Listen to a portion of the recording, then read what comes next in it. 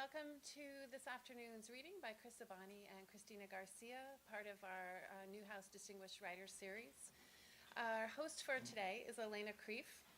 Elena teaches in the Women's and Gender Studies Department at Wellesley College.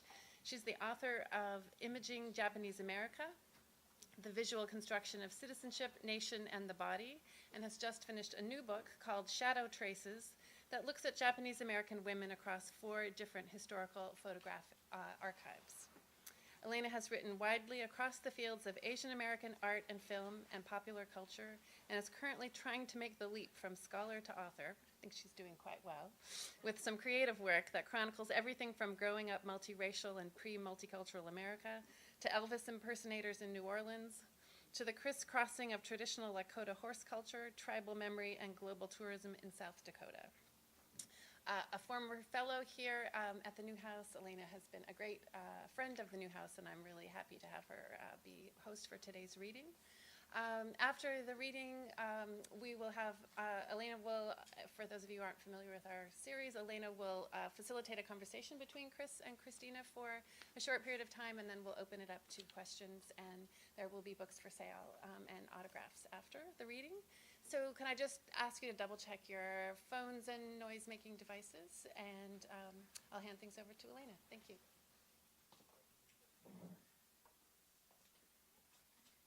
Thank you, Carol. I am so excited about having our 2 guests today. I feel like a kid, and the circus finally came to my town, okay? It is a great honor to get to welcome Chris Abani back to Wellesley College and to introduce him to you this afternoon. How do I describe Chris to others? He has himself said that once upon a time, he almost became a priest, but decided to become a poet instead. Good friends of his might tell you that Chris is also a first-class troublemaker and an excellent saxophone player. He is called a number of places on the international map home, including Nigeria, where he was born, London, Los Angeles, and more recently Chicago, where he comes to us today from Northwestern University. He is the author of 6 novels, including The Virgin of Flames, Song for Night, Becoming Abigail, and my personal favorite, Graceland. Chris, you had me at Elvis impersonator on the streets of Lagos. In addition to his fiction writing, he's also the author of 7 books of poetry that are so beautiful, I don't want to read anyone else for the rest of my life, except maybe Christina Garcia. As a poet and as a novelist, Chris is fearless, and he always dares to go there, no matter how dark, no matter how dangerous, whether he is exploring the slum world of Lagos, the violent universe of child soldiers in West Africa, or the crumbling world of East LA. The good news is if you ride along as a reader, Chris is the kind of writer who will always make sure that you eventually come out on the other side, more or less intact. His work has been honored and awarded over the past 30 years with a long and very distinguished list of awards for his writing that include everything from the Guggenheim, the PEN USA Freedom to Write Award, the Hurston Wright Legacy Award, the PEN Hemingway Book Prize, just to name a few. And yes, I really did say 30 years. I double-checked and want to tell you that he was awarded the Delta Fiction Prize in Nigeria in 1983 for his first novel, Masters of the Board, when he was 17. Today, we are extraordinarily lucky to have Chris back on our campus, where he will read from his latest work, The Secret History of Las Vegas, which is, among many other things, a first-rate, crazy crime thriller that gives us what I do believe may well be the very first ever conjoined twins as marginalized, heroic underdogs in modern literature. So please join me in welcoming Chris Abani back to Wellesley College.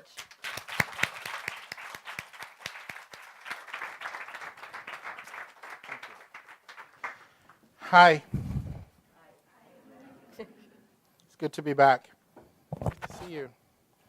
That's my old friend who brought me out to MIT years ago to work in the media lab for a week.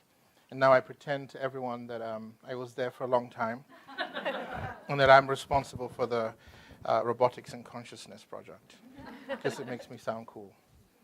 Thank you for inviting me again. It's wonderful. Elena, we're going to destroy Wellesley tonight. We decided to do that once in a while. And Christina, we're like blood. Christina is not just a friend, she's more like my family. It's wonderful. It's the first time we've read together, so it's kind of awesome. I've known her for a while. So, The Secret History of Las Vegas. So, I write strange books, West African boy soldiers, Elvis impersonators, men who cross-dress as the Virgin Mary in East LA. And so I thought I'm going to write a normal book, because I wanted to sell some books. And so I thought I'd write a thriller. And so I thought, why not a thriller about conjoined twins who may or may not be serial killers? And someone pointed out to me that that's not quite so normal. I don't know. So the book is about multiple things. But at its heart, it is a thriller. It's about this conjoined twins, fire and water. Water is 6 foot tall. He's just beautiful. He's like Brad Pitt. Have you seen Brad Pitt? I once interviewed Brad Pitt, actually, for Hollywood Reporter, and I wanted to punch that motherfucker. He was so good looking.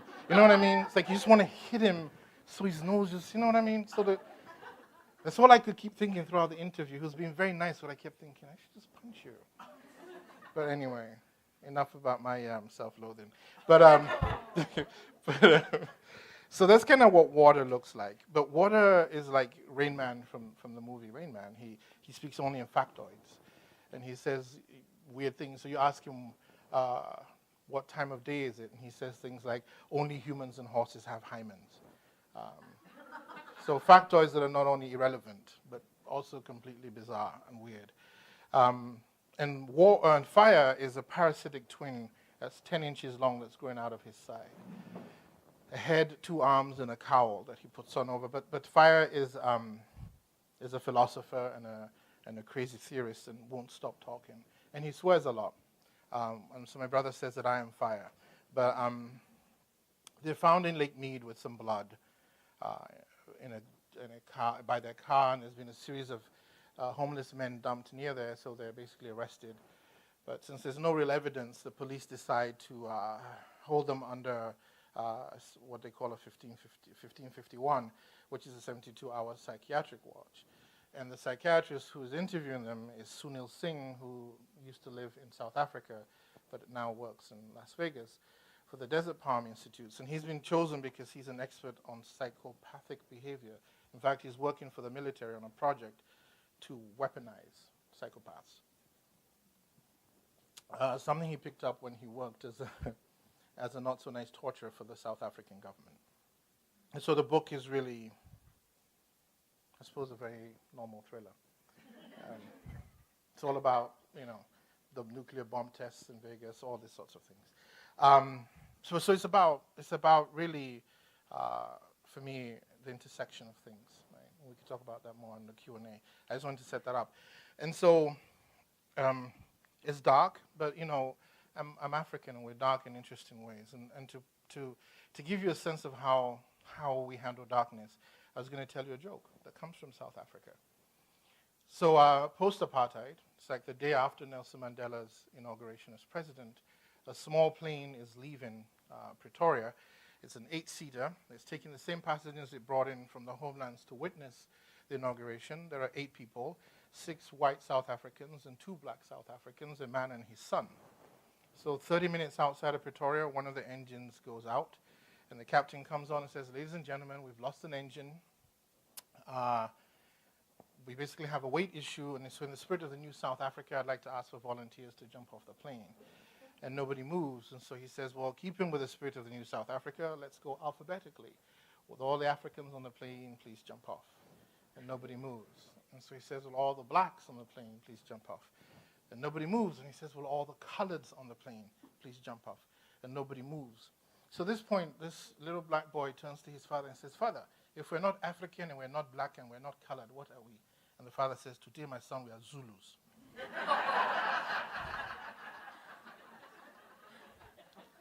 So that's what we do. So I'm going to... So it's a joke told to me by the South Africans. So I'm going to read a section called Fairy Tale. And it's about a young Sunil Singh, and it's set in Soweto in the 70s. What possible harm can a story do, you ask yourself, as you fetch the small photo of your father from the mantelpiece? You don't have a fireplace, so it really isn't a mantelpiece, just a rickety shelf on the wall. And there, in that small, cramped living room with the bare cement floor painted red by your mother, because, as she says, poverty is no excuse for uncleanliness. No harm at all, you tell yourself as you nearly knock over the small plastic vase that holds the plastic flowers your father gave your mother on their first date. You have seen her dust around it carefully every Sunday, wiping each petal with a soft cloth while she sings softly under her breath. You write the vase and you dash into the kitchen, although even to you that word seems too big for this space. Here, you say, showing the woman the picture. She's stirring a pot of beans on the stove in the small kitchen cum pantry. This is my real father, you say. I know that for a fact, you insist, although no one is arguing. The one in the fairy tale you're about to tell is your father too, but you don't say that. I mean, he can't be your real father if he's in a fairy tale, can he? It's just a story, like Red Riding Hood, and that isn't real, and telling it never hurt anybody, did it? Although, if the truth be told, Red's big mouth did alert the wolf to Grandma, and though everything worked out really well in the end, there can be no joy in being eaten by a wolf, swallowed whole, even if you are old, even if it is temporary. Like the 9-year-old boy in the Homelands that Drum magazine says was swallowed whole by a python and bit his way to freedom right through the snake's belly from the inside out. Tell me more, the woman says. And each time you have lunch, since you first told her the story, she presses you to tell it again. And you want to because she comes to you while your mother is still at work and feeds you. And you want to because she's your mother's special friend. It's the same every time. You always begin with the photo that is your real father, not the father in the story. Because what harm can it do? And what a rarity, a grown-up who wants to hear the stories of a child, and not just any grown-up, but a white woman too, although that is not immediately obvious when you look at her. She looks more colored than white, but this is South Africa in the 70s, and who can tell for sure? This you can understand because your mother is Zulu and your father is Indian, but there is nothing clear about that when people look at you, especially in this land where you are what your father is. But only women surround you, so there is no clear proof that you are who you want to be, especially since everyone thinks you are just another Zulu brat with a father lost to the mines, the war, the struggle, the bottle, or all of them. And this story your mother tells is a lie that makes her not the slut she really is. And this photo of a Sikh man in a turban, this photo could not be real, because who would admit to a relationship like that, one that clearly broke the anti-miscegenation law? And you know children are just sticking to the pan, and then you begin. Long ago and far away, but today and so forever, there lived a brave man. And then one day a big ogre invaded his land. He was a strong evil ogre from a land far in the north where the sun hid its face. At first the people said to the ogre, why not? At first the people said to the ogre, there is plenty of land to share, why not share? But the ogre began to kill everyone. So the warrior fought the ogre, but it was too powerful. So the warrior fled, escaped to the land of the Shona, a powerful but kind people to the north. And there the warrior made his home, training other men who also escaped to the land of the Shona, driven off by the ogre, how to be warriors. And where does he live in the land of the Shona? White Alice asks. He lives by a big baobab tree, you say, on an island that looks like a mudfish in a big sea called Kariba. There he and other impis train and grow strong to become better warriors, and they will return soon to defeat the ogre. It is a short story, but with each telling you add detail. The dusty road that leads through the mystical forests of Chete Safan, which is the name of a powerful witch who protects all who dwell there. The strange Sibalians who roam free and are powerful medicine men who can fly to the top of Mount Kilimanjaro. The reeds by the water's edge that hid the magical fish-shaped island from view, like the ones that hid Moses as a baby. And then while you stuff your face with beans and bread, sipping delicately on the Coca-Cola you aren't allowed, but which is part of your secret, White Alice spreads the map out and asks you to tell her the story again, pen poised over the map to mark something. And with each telling, the map gets more and more marks. And today, like all other days, she draws lines across the map that has Rhodesia printed on it in big letters. She draws lines intersecting the Chatham Safan area with the small town of Sabilia on the shores of Lake Kariba, looking, searching for an island shaped like a mudfish or a whale. But it is only a story, and what harm can it do? And if your mother trusts this white woman who looks colored, and if she wants to hear your fairy tale, then what of it? And then a few days later, you come home from playing to find your mother crying on the floor, kneeling as if in prayer, shoulders heaving, a telegraph lying like a dead moth beside her. You know someone has died. That's the only time telegrams come to Soweto, and you know better than to ask any questions, better than to approach her. So you sneak to your room and you listen to her prowling and muttering to herself as she deduces the mystery, and you hear the terrible words that confirm a fear that until now has sat in the pit of your stomach, gnawing away. How did White Alice know the truth, she says, asking herself, was it Sunil? Was it Sunil's story about his father, about where he was hiding, that led Alice to the truth? And you know she has put it all together, and you realize that this was no fairy tale, even though she said it was, said the word in Zulu, in Ganakwane. This was no mere tale. Your father was the father in the story, and he is real. He was the head of an armed ANC faction, launching guerrilla attacks on shopping malls to bring down apartheid, and he fled to Rhodesia to escape, and he was hiding in an ANC training camp on an island. The fairy tale contained the directions, and White Alice finally figured it out on a map while you ate beans and bread and drank Coca-Cola and told your story. And although you tell yourself you could not have known the truth, you know this is a lie. You know because you were 4 when your mother first told it to you, because your father left when she was still pregnant with you and you needed that story. But now you are 12, and if what the Bible says about Jesus is true, then you're old enough to debate your elders in a temple, and certainly in Soweto in the 70s, to be 12 is like being 20. But there is still a 4-year-old who misses his father, the father he has never seen, and who needed someone to hear his story. This is what you tell yourself. But you hear the terrible whispered truth as your mother prowls the house like a hungry ghost, and White Alice, who was once white but turned colored because of a sickness, White Alice, who lost it all, her husband, her kids, her nice home in a white suburb, her white pass card, her privilege, and had to live in Soweto like a kafir. White Alice, whom Dorothy had taken to, a fellow lost soul. Alice had betrayed her, stolen Sunil's story, and day by day reconstructed the truth she sold to the secret police in the hopes of getting her life back, her kids, her husband, her home, her whiteness. And who wouldn't? Who wouldn't? Dorothy muttered, and still. And now her husband and many other men dead, and Sunil without his father, not even a mythical one. And all of this because of a story and a mouth that told it. And she, Dorothy, was responsible for this. She had told many stories. She was good at stories. Her mouth was a storytelling one. And the last sound you hear that night draws you into the kitchen, and you see your mother sitting there, shoulders shaking with sobs. And terrified, you approach, terrified because you have never seen her this way, this woman whom everyone deferentially calls Nurse Dorothy. And then she looks up when you call to her, and you scream.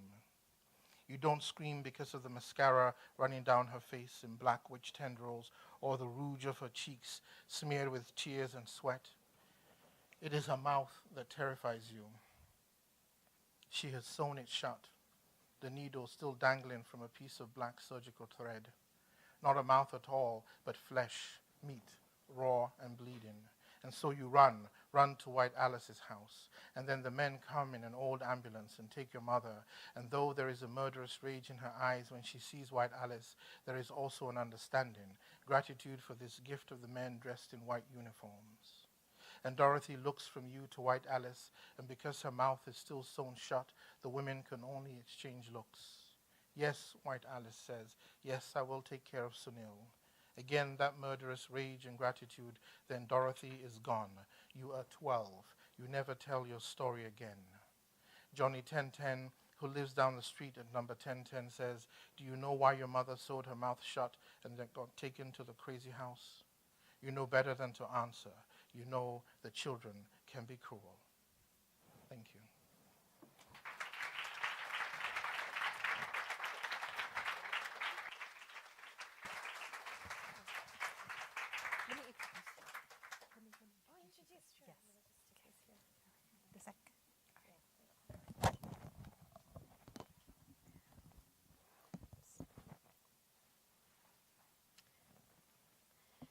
The distinguished writer, Chris Abani, has said this about his fellow distinguished writer, Christina Garcia.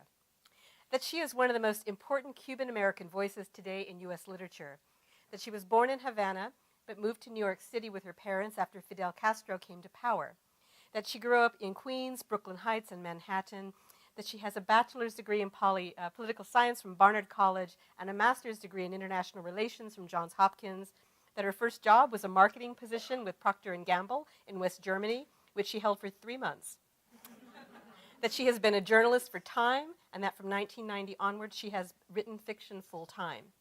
Chris has also said about his friend Christina, quote, that she teaches me every day how to carry history, memory, and kindness with an easy grace. I want to say that she is a gifted writer who writes books that matter.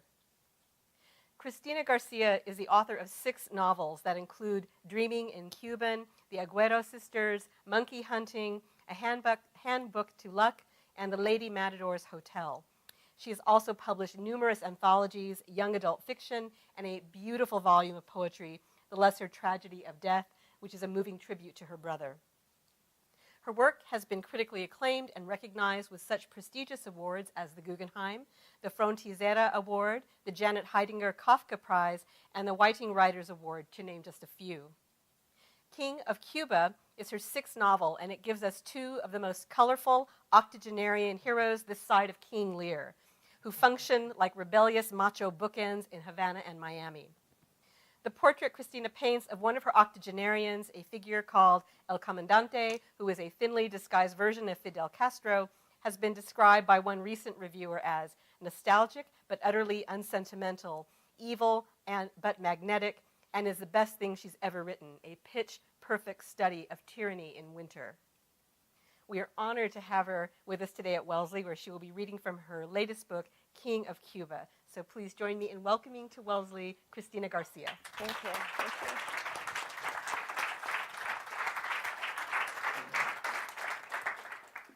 Thanks so much for that introduction, and this is such a treat to be here at Wellesley and with Chris, who I consider my hermano.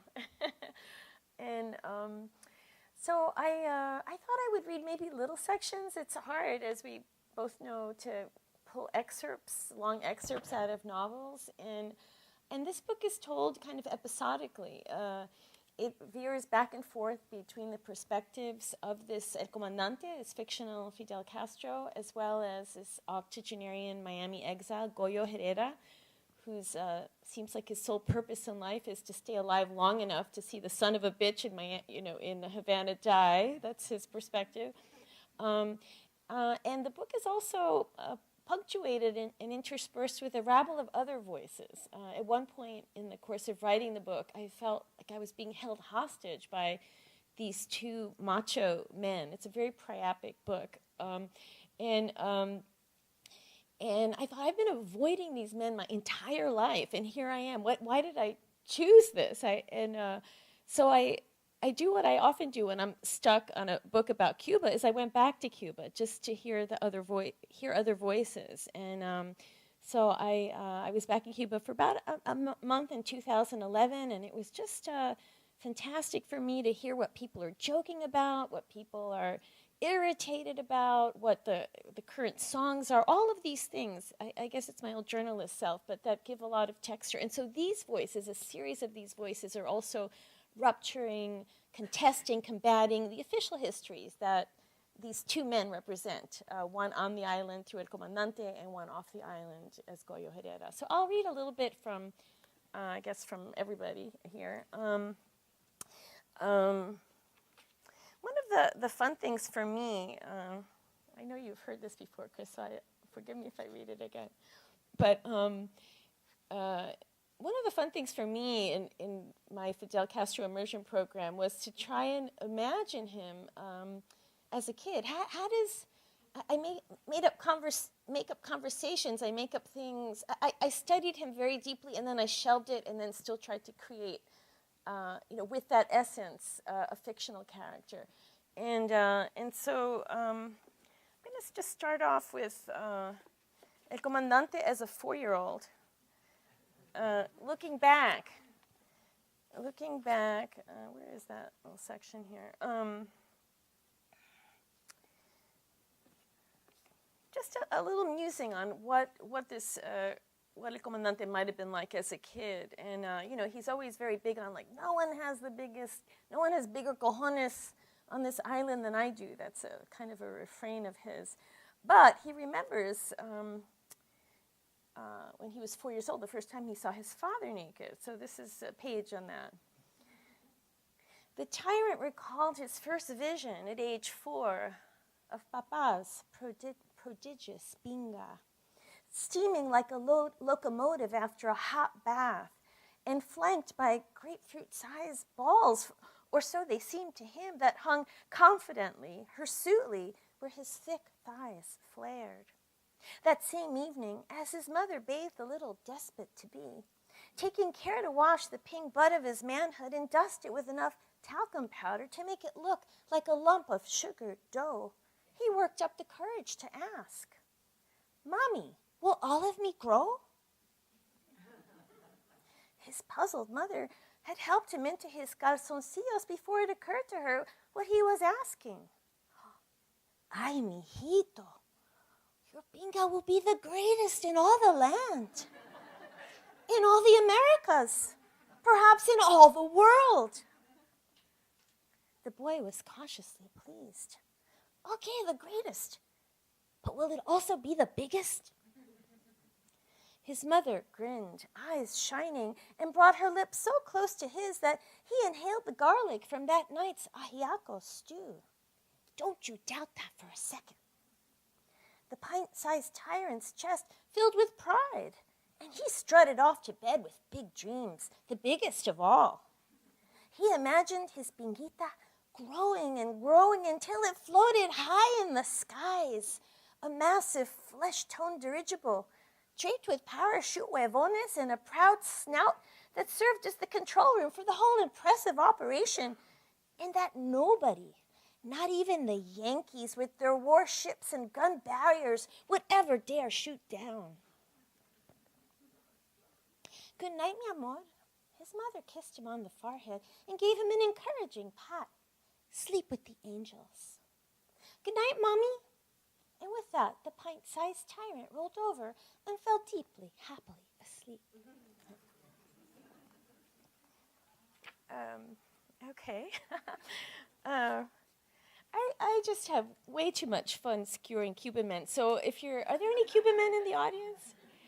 All right, this is a good thing. That'll loosen me up even more. All right, so let me, I think I'm going to go over to the other side of the Straits of Florida with Goyo for a moment. And Goyo, I should probably tell you, let's see here. He's in his 80s. His wife recently died. He's kind of, typical philanderer. He's got a thing going with the local teller. He has also a son who's has had a lot of issues with drugs and so on throughout the year. And in this section, he's driving the son up the eastern seaboard, where he's going to drop him off at a fat farm in North Carolina, and then proceed to New York, where El Comandante is going to be making an appearance at the UN, and Goyo is heading there for a kind of reckoning with history, as it were. So hang on a second. I went to the wrong thing here. 127. So right now, he's outside Durham, North Carolina, and he and his son are in what do you call it, like a strip bar type of thing. Boy, I don't know why I've chosen all of these racy sections, but we're all adults. Okay, here we go. Durham, North Carolina. So he's Goyo Herrera, and his son is Goyito, little Goyo. Durham, North Carolina. Goyo settled on a garish cushion next to his son and watched the semi-naked harlequin slither up and down the glistening poles. There were 7 dancers altogether, but Goyo was fixated on the skinny, pliable one. She looked soft in spite of her acrobatics, boneless, as if any man could shape her flesh to his needs. Goyito was wearing a Mexican poncho and a bear mask, an outfit he claimed protected him from malevolent forces. His Great Dane, the indomitable Rudy, waited in the parking lot in Goyo's newly repaired Cadillac, the windows open, a chewed rawhide in the mangled back seat. How the hell had they ended up in this strip joint on the outskirts of Durham, the obesity capital of America, on a jag of father-son debauchery? The tempo picked up as the dancers, long-legged variations of one another, approached the cheering patrons in Rockettes fashion. They kicked their legs high, leaving nothing to the imagination. Goyo found this display distasteful in the extreme. A woman's treasure wasn't meant to be paraded in such shorn, unseemly quantities. It seemed to Goyo that what this dancing offered, if such gyrations could be called dancing, appealed not so much to the audience's groins as to their feeble hopes. As a theatrical production, it was a disaster. His son cheered the women on along with the other men, who summoned the dancers with $10 and $20 bills. Goyito had singles, which he held out in 3s or 5s. He had a fear of even numbers. He was probably not much different from the strip club regulars, neither talented nor burdened with superior intelligence, nor extraordinary in any way. He had one unpardonable zeal: cocaine. All the rest was shaped by habit and a paucity of imagination. Goyito thumped the cocktail table with the heel of his hand, rousing the curiosity of the boneless girl. "Hi, Papa Bear," she growled, baring teeth so tiny they might have been her milk teeth. Boneless girl's nacreous flesh seemed to shimmy in every direction at once. Reluctantly, Goyo thought of his son's penis. I told you it was a priapic book. These men are just impossible. It hadn't been circumcised. Only the Jews in Cuba were circumcised. But the boy, in a drug-addled frenzy, had attempted a do-it-yourself circumcision at 16. A string of vermilion lights flash, signaling the dancers to retreat. Hips and breasts blooming with cash, they launched into a disco number. Goyo escaped the smoky club and hobbled outside. Cement clamshell fountains furred with mold framed the entrance. The parking lot was packed with locals and drive-through travelers. Goyito had begged his father to take him to Durham en route to New York so that he can enroll at the Rice House. Louisa, it's his dead wife, had spent many months and thousands of dollars shedding extra pounds at its weight loss program. The night was oppressively humid. Goyito's every gesture seemed to indent the air. He closed his eyes for a moment, watching the pink quivering of his lids under the bright parking lot lights. Then he reached into his guayabera pocket for the cigar he'd been saving. He lit a match, held it to the tip, puffing until the compressed leaves embraced the flame. The smoke soothed his throat, seeped through his nostrils, rolled along his palate. A fragrant scrim enveloped him. To surrender to a good cigar was to deny time's tyranny. As he smoked, Goyo had the disconcerting feeling that he was mirroring the tyrant's movements. Back at the university, people had often mistaken the two of them. They'd both been tall and handsome then, and were known to drop Latin aphorisms into casual conversations. But Goyo had been a political moderate in his youth, the opposite of that firebrand thug who was always on one hit list or another. Everyone knew he'd murdered a fellow student over some barbaric nonsense. The unfamiliar sounds of the North Carolina night unsettled Goyo. He couldn't identify a single bird song, and the crickets ground out an alien whirring. Above him, at least, the skies were embossed with the same moon and stars. The older he got, the more vividly his memories of Cuba returned. Its dialects, its minerals, its underground caves, its guajiros, its hummingbirds, its fish, its chaos, its peanut vendors, its Chinese lotteries, its cacophonies, its myths, its terrors. Maybe this was what happened when a man approached death. Senility and longing conspired to overtake reality. Perhaps Cuba had become nothing but an imaginary place, unrelated to any truth. Goyo looked down at his feet, which loomed closer every day. Goyo, there was no denying his diminution. He recalled, much chagrined, how his daughter had ridiculed his wished-for epitaph. "Here lies a Cuban hero." The last thing he wanted was to die another forgettable, brooding exile in the heart of discontent. A stirring at the edge of the parking lot caught Goya's attention. A pudgy creature waddled out from a tangle of weeds. Its striped tail was unmistakable. It turned to face him, point blank and accusatory, as if to say, "Et tu, Goyo?" The raccoon reminded him of his old social studies teacher, Father Antonio Bichette, with his triangular Spanish face and parchment skin. The Spaniard's favorite saying was, "Fortis fortuna adjuvat." You're the one with the Latin, adjuvat. Fortune favors the bold. At one of his high school reunions, Goya learned that Father Antonio had died from septicemia in 1973 at a retirement home for Jesuits in rural Indiana. A plane blinked across the moon's path. What would Father Antonio have thought of him today? What sort of life had he led with its myopic concern for money and material comforts, its fundamental cowardice? The sacerdotal raccoon sat on its hindquarters, frozen, its front paws outstretched like calipers. Goya's cigar burned, unsmoked. He spat a speck of tobacco off his tongue. He was on his way to New York, to the United Nations, where the tyrant would speak next month. The distance between the mortal and the divine, Goya thought, might still be bridged with one decisive act. So that's a little bit of the counterpart in Miami.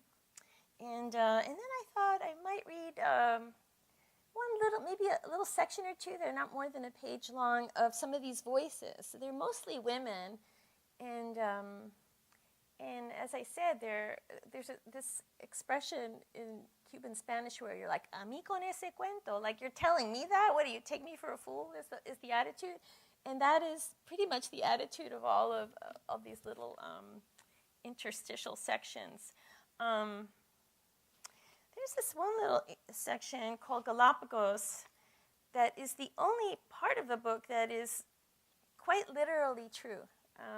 When I was going around Cuba in 2011, I wasn't doing interviews exactly, but I was just finding myself talking to all kinds of people and hearing their stories. And one of them was this artist who had built almost like this treehouse structure between two old mansions in one of the formerly wealthy sections of Havana because she couldn't get any housing, and she lived up there. And so this is literally true. This is her voice. It's called Galapagos. And I try and do a Cuban accent, but I've been in Texas a lot lately, and so it's like turned into something else. So forgive me. I'll give it a try. Galapagos. This is a very difficult country, very stressful. No quieren reconocer que esto es un fracaso, an utter disaster. I waited years for an apartment in Havana until I couldn't wait any longer. I built my own place in between these two old mansions in Vedado. It's gloomy and narrow, but I shift the spotlight around to where I'm painting. Y me resuelvo. Me resuelvo is like, and I resolve. It's kind of the Cuban national verb is resolver. At first, the authorities considered me a squatter. Then they tried to tax me out of existence. But I parked myself here and refused to move. I live with my kitty and a baby Galapagos turtle that a friend of mine smuggled out of Ecuador. Sometimes I take Piquito to the park so he can sun himself. They tell me my turtle will live 300 years and grow to the size of a Volkswagen. But what's the use of worrying? Nobody knows what tomorrow will bring. If you chuck Piquito under the chin like this, see, he bobs his head. He loves that. My paintings, naturally they have a sinister air. They're my hallucinations, my nightmares. Right now, I'm working on a series called Buscando Carne en La Habana, looking for meat in Havana. Meat, of course, in all respects. It's these disgraces that I'm driven to paint with my medieval palette. One disgrace after another. There are never any shortages of those. Saida del Pino, artist. Thank you.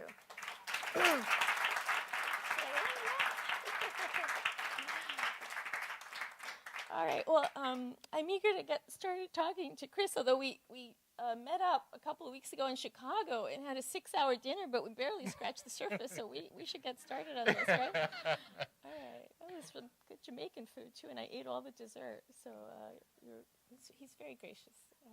He lets me eat all the dessert and take the frosting off. Okay, thank you. Thank you so much for your attention. All right.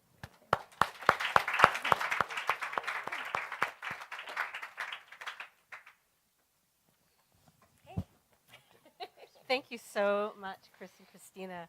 I'm going to start off with a question or two and let you take it from there, and then we'll open it up for the audience, anything you want to pose to these two fantastic writers, okay? Originally, I was going to ask you both a question about how you construct a city, because cities in your work, whether it's Lagos, LA, Miami, Havana, Las Vegas, all are vibrant characters. So originally, I was thinking, how do you construct a city? What's your process like? And then I was thinking, as Christina was just reading just now, you talked a little bit about traveling to Havana to capture voices. And I was thinking, maybe my question's wrong in terms of when you are writing about cities, a city is not just place, space, locale, architecture, whether it's crumbling or otherwise, but a city is literally a cacophony of voices and characters and stories. At least the way you were writing about Havana, that I can hear it. I can smell it, I can taste it, but mostly I can hear it in these rich voices that you create. But maybe can we talk a little bit about both of you, how you construct cities, which they literally do function like characters in your work. Maybe Christina first, and then Chris. I was going to say I've heard you talk about Las Vegas and its relationship. It's like you thought of it as a Nigerian city, actually. And do you want to talk a little bit about that? No, you start. No, you start. No, you. All right. Well, the thing is, I think all cities are mythology. Really. Just the concept of a city is a mythology in itself, because it's the only way to sort of. I guess it's the equivalent of projecting out of the unconscious, right? So if you think of the forest or all those other interstitial places as the subconscious or the unconscious, and the city is a manifestation of consciousness, and yet the entire city can only exist essentially in the unconscious, right? Which is why it's essentially just voices. But, I've loved cities. I think cities, people live in a symbiotic relationship with cities that is often overlooked, and but also that I think that there's only one city in the world, and I think it replicates itself. And it's almost like those viruses you get on your computer. They just self-replicate everywhere.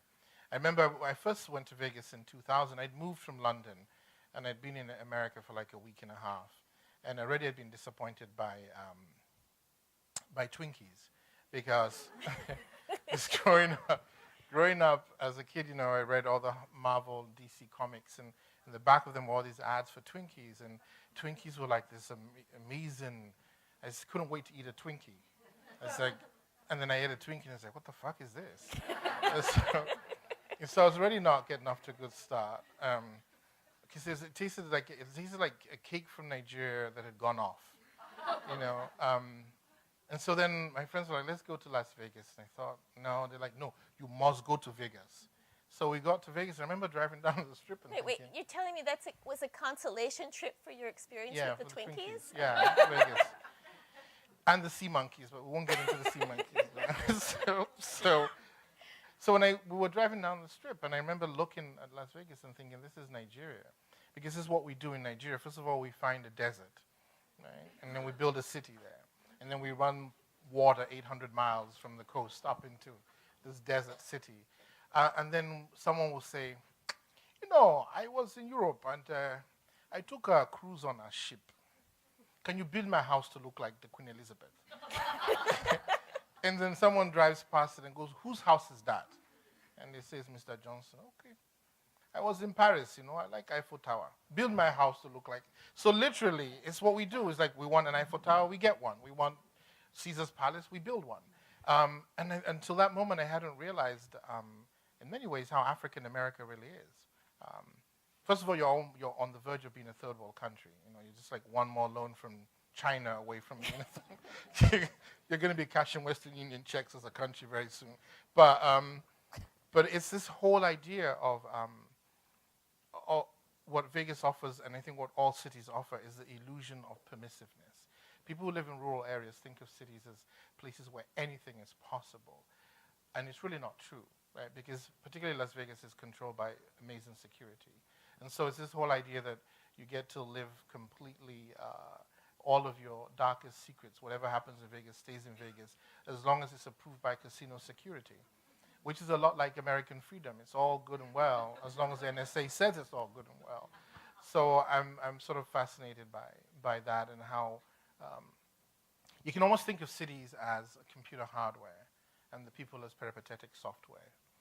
And so every time people walk through a city, they change it. There's a whole pseudoscience called psychogeography that studies this, because I love pseudosciences. They're really fascinating for nerds like me. But so that's I kind of look at cities in that way. And I come from Nigeria, and the Yoruba, who are a Nigerian ethnic group, have the oldest cities in the world. They were urban dwellers 10,000 years ago, much before many people in the world were. So the idea of cities is something that Africans understand quite well. Yeah. I also think it's interesting, the allegiances people forge to place. In the case of, I write a lot actually about recently about this Miami and Havana nexus, with a little New York and obviously Durham, North Carolina thrown in. But I'm fascinated how, say in the case of Miami and Havana, that to me there is much a false dichotomy of difference than as the people who are purporting to be so different from one another. You know, I feel like there's this, in so many ways, a storm that coasts over Havana one hour is in Miami the next. Yeah. The smell of the sea is the same. There's the vegetation is the same. So I think it fuels this sort of virulent nostalgia it's kind of impossible to escape. It becomes this sort of hothouse, and the more they protest, the more the shouting match goes on, the more you realize they're the same people. And it is a sort of strange megalopolis. And yet people are so vested in particular kinds of separations, when really it's all the same molten muck. You know? But don't you find that happens all over the world? Like, America is so invested in how different America is. The human palate is very limited. You know, there are like 9 ways you can cook food. So really, the only difference in food is geography, because it's about spices. It's not really about how different we are. And I find that we're not as different as we like to think we are. We're specifically different, but not essentially different. So I think that also feeds into cities too, and for someone like me who's lived in multiple cities across the world, I always loved that. When I moved to Chicago, everyone was like, "Are you giving up the West Coast? You're giving up LA?" And I was like, "Yeah, but I gave up Nigeria, for Lagos for London for I don't care." But there's a whole way in which people get invested in cities. You're right. That makes no sense whatsoever. That makes no sense, really. Yeah. Can I just add that I think that Twinkies represents the 10th way of preparing food. So There you go. Yeah. There you go. It's the lost art of Holocaust, the nuclear Holocaust food. I wanted to ask you both a question about writing process, because I'm thinking that my track record is it takes me about 8 years to crank out one academic book. You each have 6 novels and all these books of poetry. But I wonder if you could talk a little bit, especially if we have writers out there in the audience today, about your writing process, either your daily rituals or your quirks, when you're blocked, how you move forward. I always love it when writers talk a little bit about what their creative process is like and where these ideas come from. Sweatshops. No, I'm just kidding. Academic books are hard, though. I've been writing one for 12 years, so I understand that. Well, I don't know. Chris and I have known each other quite a while now, so one of the things I count on very much at a certain juncture in the writing, that I send my work to him and he sends his work to me, and she proceeds to destroy my book. ruthlessly. Oh my God! And the You make me tell tutorials her. I have gotten make on me- poetry. Well, I sent her this book, The Secret History. I It was saw The Secret It was History. 410 pages in manuscript, and I got 350-ish back. Every time he tells a story, No. cut out more. Okay, You always so- cut out. And so I get these pages back, and I call her, and I say, Christina, there's like 70 pages missing. And there's a pause, and she goes, mijo, those are the pages that don't belong in the book. So part of it is relying on Right. the good sense and sensibility of trusted friends and readers. But in terms of the genesis of things, it's more, I really do get the sense, for me, it's all about obsession. Sometimes it claims me, sometimes I go chasing it. And I have gotten a lot less particular about ritual, and I learned that from Chris, actually, because I think when my daughter was still at home, she's now a senior in college, so I've been a little footloose the last few years, but I used to have this ritual. I had 6 hours when she was in school, and I mean, I won't even get into the rituals. It's embarrassing, the rituals. Now I can write anywhere, just like you. I mean, not just like you, but the way he would say I can write on planes, I'm completely mobile, I take notebooks. I write everything by hand now initially. And I started doing that with King of Cuba just to sort of slow things down for the octogenarians. And now I always do it because I have a notebook wherever I go and I don't need a setup of any kind. And it's just been incredibly liberating. And that's thanks to you. Yeah, I'm a lot less precious about the process. Dr. Phil does what he can. No, I think that's an important separation, ritual and process. Because I think often when the question gets asked, the question is about ritual. And for years when I was younger, my favorite word in the world was ambiance. I used to sashay around in my ambiance. But so I had to type on an old Underwood typewriter. And I can't type for shit. And I don't drink. I've never drunk. I always had a fifth of scotch on the desk, a green shaded lamp, cigarette burning, because that's what real writers did. That's what Baldwin did. And you realize after a while that what you're chasing is a certain kind of romanticism that has actually nothing to do with craft or to do with process. Process has a lot more to do with your personality. So if you're an A-type personality, you'll find yourself writing every day, all the time. But that doesn't mean you're writing anything good. It just means you're satisfying that voice in you that has to tidy things.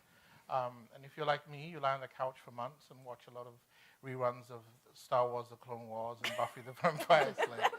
And then you drag yourself off a couch and you type a book and you spend 3 months rewrite. So I've always written everything by hand, and I think what I do is I stop obsessing about. See, I think part of the difficulty too has to do with neurosis. So there are deep neurosis writers need, and those neuroses are the same neuroses every human being shares. Am I lovable? Can I be loved? What is the meaning of all this? Should I murder my wife or not? What are the pros and cons? No, I'm just kidding about the murder part. But what happens is a lot of younger writers get obsessed with, am I good enough to write a book? And can I write a book? And yeah, you can write. Anybody can write a book. So if you shift the worry away from that stuff and focus on really what the meat of what you're trying to do is, because all stories are about change and deep human transformation or the inability to transform. So if you actually start chasing that stuff, the other things fall away. And so for me, I write everywhere, anywhere. I'll drive a friend to the ER and I'll write while they're sewing up their gunshot wound, or I write longhand. It's easy. I write scenes and I later splice them together like you would with a movie.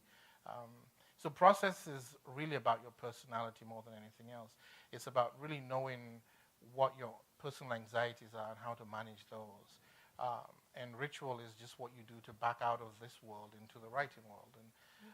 And the more you do this, the less ritual. It's like, so I've been studying a lot of African religion. And I grew up in the seminary. I went to seminary to be a Catholic priest, got kicked out twice. I'm very good at that stuff, but getting kicked out. But, in church, it's always like, in nomine Patri, Filii, Spiritus Sancti, and there's always the incense, and it's church. But you're watching a babalawo in the middle of a ritual, and then their cell phone rings, and they stop the ritual and answer their cell phone. Because in African, there is no separation between the sacred and the profane. It's all sacred. right? And so that mindset is really important for writers to have, that there is no separation.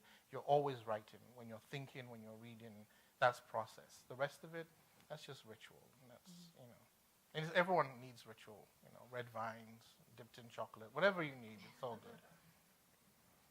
I think we're going to open up to the audience now. So for those of you who have questions, here's your chance to jump into the conversation. Yes, Michelle. Because you were in the West Coast, I was curious if you ever thought about writing for TV, especially since TV informs so much of what you do. And when I read your work, it's very visual. Yeah, well, I do screenplays, I write for the movies. And I actually made a lot of money doing that, but, you know, I always write projects, and, you know, so my first screenplay ever was driving down the 405, my phone rings, and I answer the phone, and someone says, "Hi, can I speak to Chris Abani?" I was like, "Yeah, who's this?" "It's Steve McQueen," and I started laughing. So it's like, "Oh, this is my friends fucking around." So I was like, you know, "Philip, stop fucking around." It's like, "No, it's Steve McQueen." So it turns out it is Steve McQueen, who I didn't know who he was. And it's like, "Wait, aren't you dead?"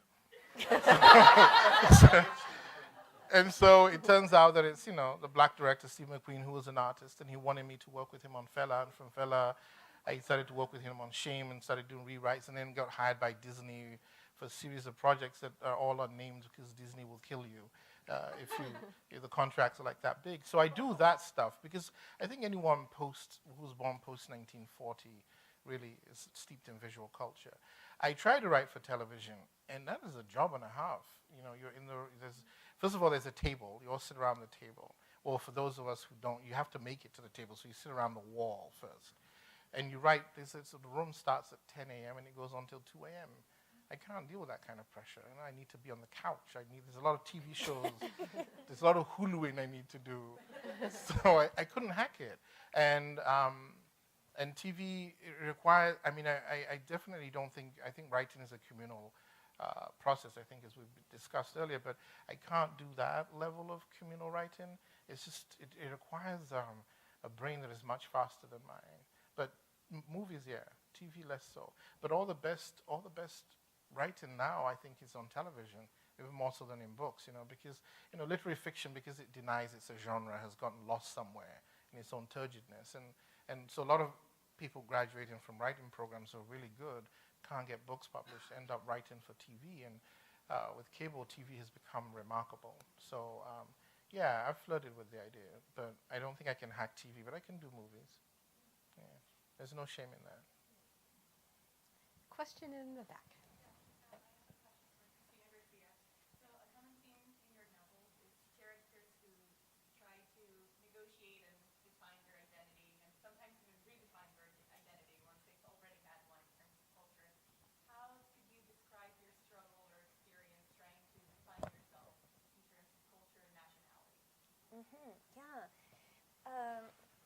Well, I think that's kind of shifted over the years, and I don't think it's a place you reach and go, aha, this is who I am, and it remains static. I think, like language, it's continually evolving, and so I think I've learned just not to take anything, any particular nexus of identities for granted. I think we all kind of shift. Is that a word? Shape-shift, yeah. Shape-shift a little bit. Thank you. So when I'm in Miami, a whole different persona goes into play. I grew up in New York City, and I took my New Yorkerness for granted. It was really it was not until the 80s that, as a journalist, I went to Miami and found myself there in the middle of the Reagan era and completely alienated, that I realized, I thought this was my tribe. I thought I belonged here, and I didn't at all. I never felt so, at home than I had in Miami at that period. So I don't know. It's something that keeps shifting around, and I think the only constants for me are mother. That's the one that, and I just saw my daughter earlier today, and mother and friend.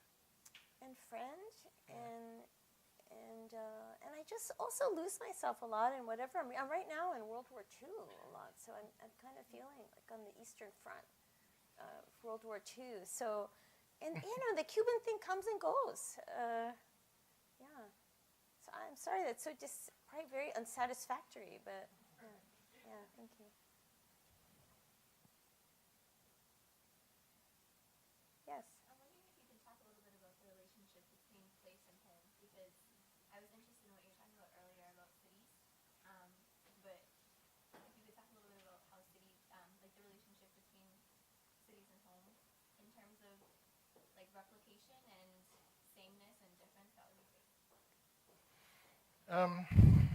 Oh dear, is that me? I love that when you do that and it makes you sound all erudite. See, the thing about place is always storied, right? And so when you come to a place, there's already an implicit story that you're often trying to negotiate. I mean, a very simple example is Disneyland, whose entire philosophy is to sell you the nostalgia for a childhood you never had. Because no one had that childhood they sell you in Disneyland.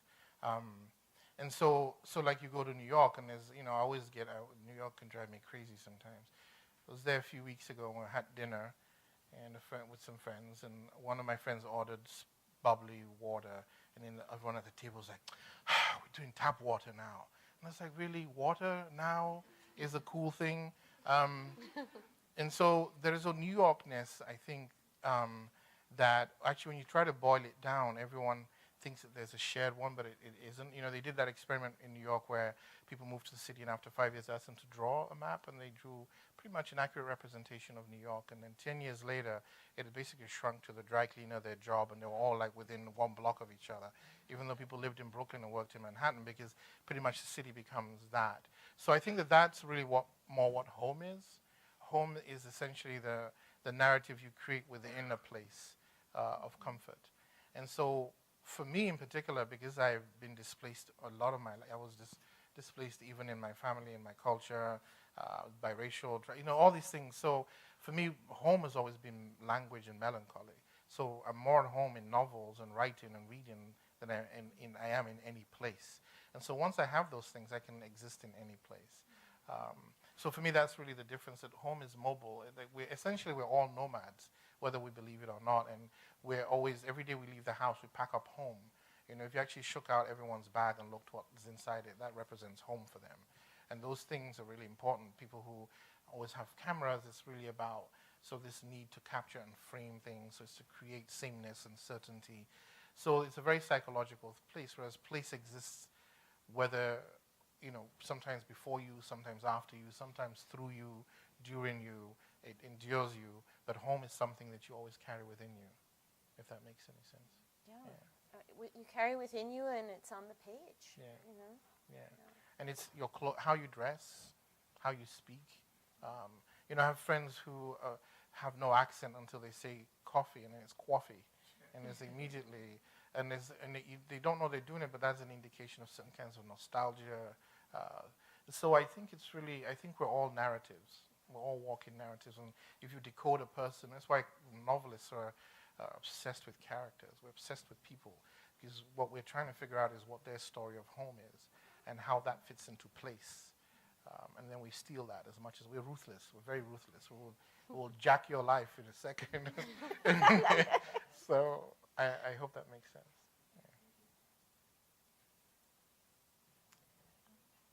Look back there, Anjali.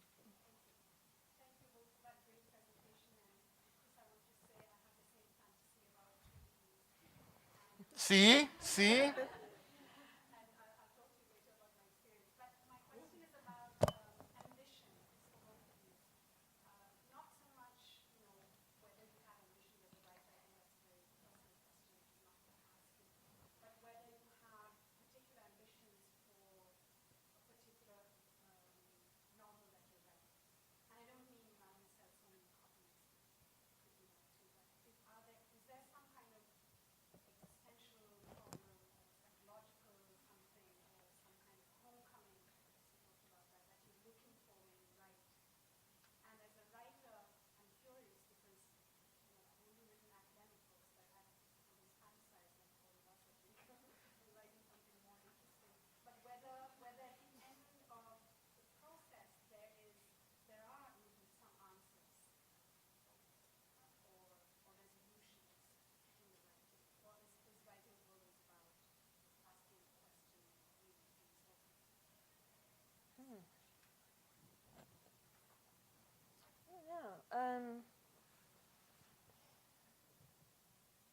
Ambitions, yeah. I don't know. I don't know that. I think the ambitions shift as the novel progresses.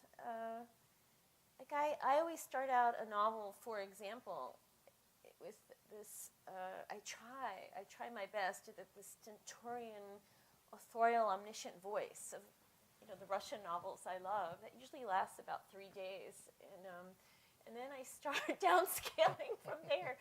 I don't know. I think my ambition, probably more than anything, is to capture character in all of crenellated, contradictory, specific glory, and also to sort of complicate.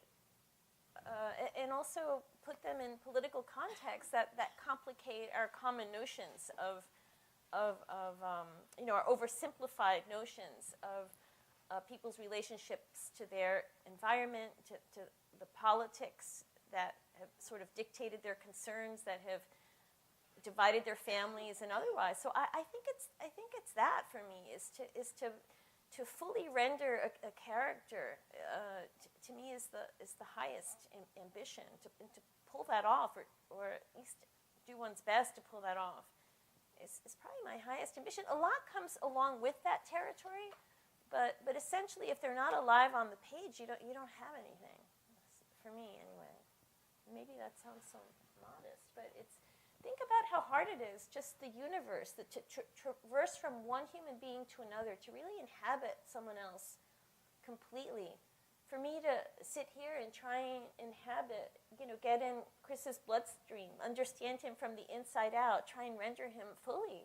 That's an enormous job, even for people you think you know well, people who are familiar to you. I think the biggest gulf is between two individuals. Yeah. Wow, I love that. The biggest gulf is between. That explains my love life. But I think, so it's interesting because most of my training, 2 out of my 3 graduate degrees are actually in critical theory. And so it's always interesting when I hear critical theorists talk about all I write is critical theory, or all I write is... all writing comes from an existential wound. And it's not that the notion that we're wounded, because to be wounded is to actually not find expression. But it's the discomfort of the wound. And wounds sometimes they're giant things, and sometimes they're very small things. Things like you go to the beach and with your sibling, and you both get ice cream cones, and you drop yours in the sand, and your sibling laughs at you, and your mother won't buy you another one. And then from then on, you are the child that nobody loves. And this narrative propels you, And so... Did that happen to you? Well, a lot. And that explains why I'm the child nobody loves. But no. But I think that this existential wound determines the questions, the burning question that everyone asks. You can't spend 8 years writing a book about modes of transportation in 16th century British literature without that somehow reflecting your own sense of dislocation in the world, or reflecting your own, or writing about manners in Jane Austen, without that talking about your own social awkwardness. I think what happens is that the way the Academy wants us to present certain work, it seems to suck the life out of it. But all critical writing, at its heart, if you really follow what the ideas are, they're deeply sensual and they're deeply personal projects that are being explored in these ways. And this is why we love theorists like Cixous and Derrida, because they seem to just jump straight into the art of it all. So even like the language of Derrida, half of that is part of that sensuality of play. It's not really necessary. So I just wanted to put that out about critical writing. And so if you were to look at all of Toni Morrison's work, for instance, all of Toni Morrison's work centers around the question of love. And not necessarily the hallmark sentimental questions of love, but this troubling idea that love is simultaneously the most affirming thing in the universe and yet the most destructive thing. And if you look at all her work, from The Bluest Eye, which is self-loathing, to her most recent work through Beloved, which is a tyranny of love or the terror of love, and in jazz it's jealousy. And you can, if you look at Toni Morrison's life itself, it's fascinating. She publishes her first book at 40. She's a single mother, struggling to make sense of what it means to be a black woman raising two black boys, a strong woman who's an editor for years and a college professor who can't find any men who seem to be able to be at peace. So it makes sense that she would be obsessed with love. What's beautiful is that she's able to turn what is a private neurosis and somehow project it into a larger ambition, which I think is really what your question is. And I think that just like Christina, that what all of us are trying to do as writers is to find a way to redeem ourselves, to seduce the world into seeing the beauty that we actually see, and in that way, perhaps bridge a gap. And that's why I think literature is the form that really works this muscle of empathy, because, as you said, to bridge that gap between two human beings, it requires a certain kind of evacuation of yourself, a certain kind of surrender to otherness. You also realize that there is no way to define otherness. There's no way to occupy otherness without violence, even in its most benign forms. And so I think the ambition is always how to create these deeply personal explorations in the world that have a larger epic sweep, but at its heart reveal a vulnerability that everyone can connect to. Jimmy Baldwin says it best. James, if you read Jimmy Baldwin, sometimes you think, why am I even bothering? But Jimmy used to say that your suffering means something only in so much as other people can connect their suffering to yours, which really then suggests that your suffering only has meaning in relationship to other suffering. So people cannot feel your pain. They can approach it, they can approximate it through their own pain. And so therefore it means that the primacy of your pain is no longer what's important. It's the openings that you can create within that allow people to slip in. And I think that critical books do that just as well as literature does it, and I think good movies do it just as well as poetry does it. I think a really good ad campaign will do it just as well as anything will do it. In a way, it's a seduction, It's a complete seduction. Yeah. I mean, there's that beautiful ad from the Super Bowl about the kid dressed in a Darth Vader costume who seems to be turning things on with the Force, and that's entirely everyone's childhood. This idea that you are special and that there is an adult world that will indulge that in a certain kind of way. So you can find that ambition anywhere you look. You just have to kind of approach it with a little less of an investment in institution and a much more humanness. Sorry. Yeah. I think I've been rambling for a No, bit. no, that's Stop now. completely right. And I think it's all I like what you said about essentially one's sensibility and one's history and associations bearing down on everything you do. Yeah. And it does. Sometimes when people say, "Oh, which of your characters is most autobiographical," or blah, whatever, you get sometimes these questions, and you say all of them. Yeah. The deranged hairdresser, the El Comandante, all of them. They're all a product of. Yeah. And that's why I've never asked you for a haircut. Yeah, you'd be in big trouble then. I tried to give a haircut to a friend of ours, Poodle, and really botched it up. But anyway, that's another story. Michelin's Poodle. I think we have time maybe for one final question. There's someone who had their hand up, and yes, go ahead.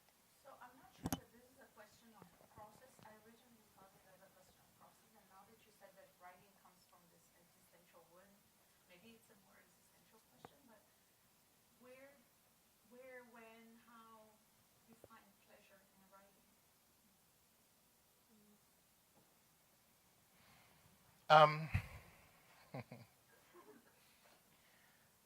It's funny, writing is some kind of practice. I don't know. Some people call it a spiritual practice. Other people call it, your preparation for the NFL. Writing is sitting with difficulty.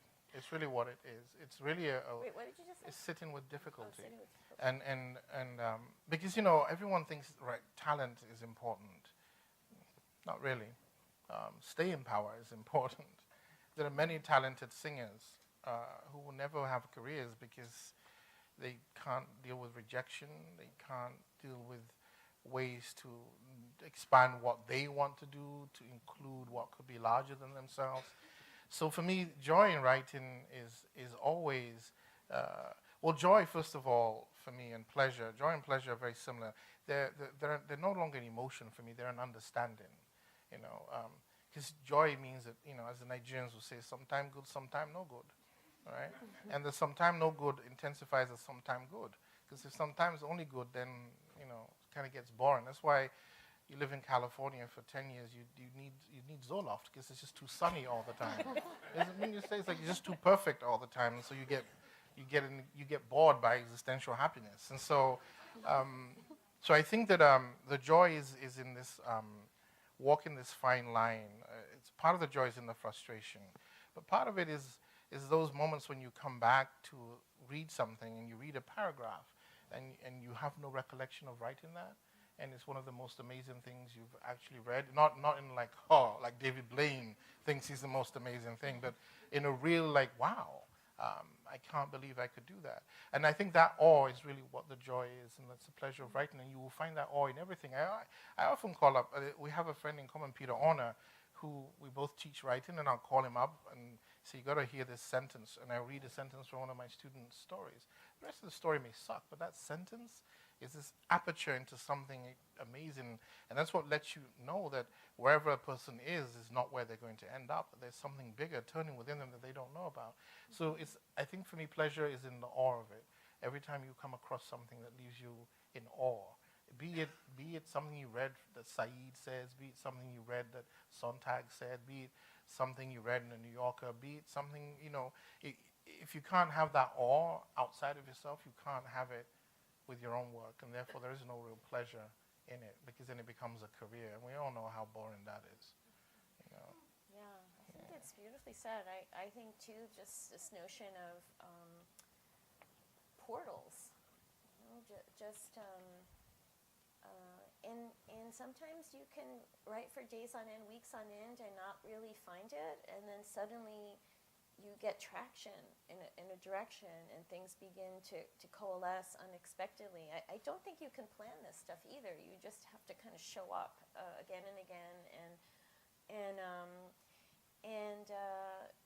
I think of them almost as sort of white heat periods.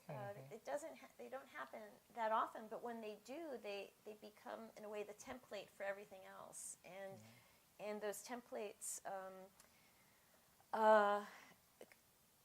will come relatively effortlessly, but not, because you've been there all that time, and then it coalesces, and then the rest of the book or the rest of that chapter, you work like hell to try and get up, approaching the level of the things that were gifts, that were gifted to you because of your, you know, you're sitting there, your constant engagement. I think for me that engagement, that kind of loss of self-consciousness that happens when you're deep in a work is, for me, also deeply pleasurable. I think the loss of yourself, in a sense, is the most authentic presence of yourself.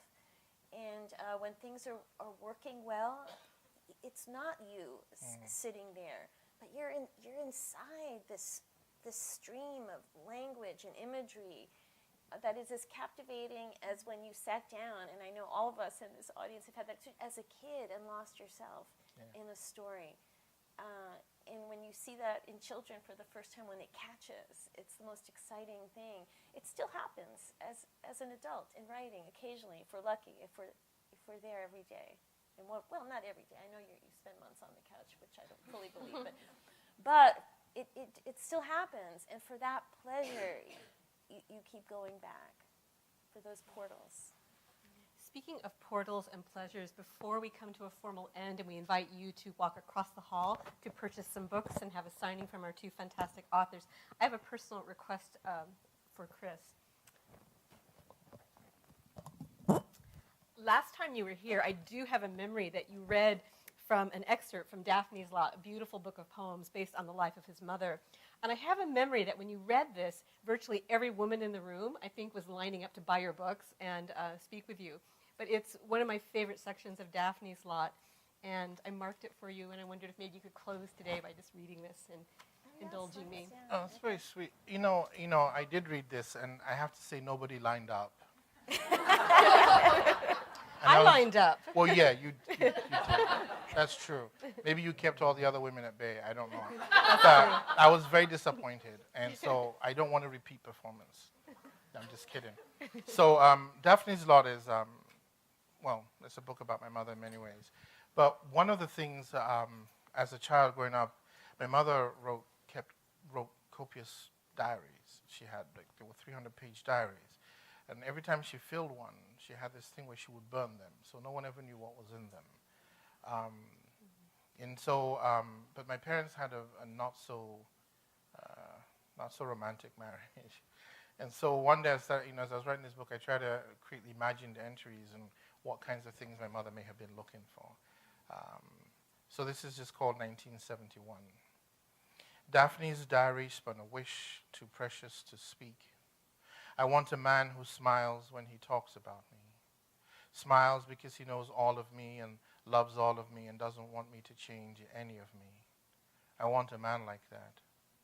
A man whose voice is the pressure on my hips when he calls my name, whose shallow breathing traces the arousal of my nipples as I cook him dinner, whose laugh dips between my legs, catching me by surprise and rocking, whose hands are rough when he touches my face honestly, and whose embrace is desperate, as though I were the only thing keeping him from drowning, whose lips are moist with desire when he kisses me, and whose eyes dance with a dangerous fire.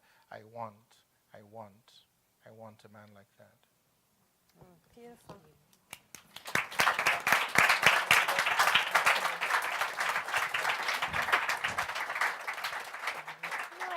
I have fond memories of your mother. That trip she made to LA years. When was that? First one I think was in 04, 05. I think I was around. We were, Where she used to say things like, a waiter would come up and serve us, and in LA, like, we have the wasabi crusted salmon and like totally like these roasted vegetables, and like and he would leave and she would say to me, what language was he speaking?